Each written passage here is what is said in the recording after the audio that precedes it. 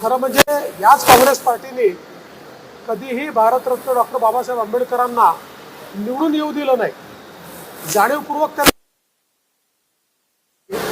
अगदी भारतरत्न डॉक्टर बाबासाहेब आंबेडकरांनी ज्या ठिकाणी महापरिनिर्वाण झालं त्या इंदू मिल, तिथे इंदू मिलच्या जागेवर स्मारक व्हावं याकरता इतके वर्ष आंदोलनं करावी लागली, पण सुईच्या टोका एवढी जमीन देखील काँग्रेसच्या सरकारने दिली नाही.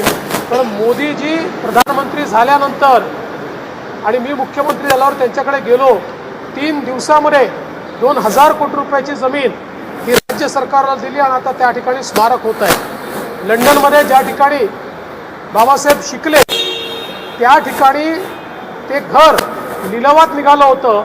काँग्रेसच्या सरकारकडे अनेक संघटनांनी मागणी केली की हे घर लिलावात जाऊ देऊ नका, त्यांनी लक्ष दिलं नाही.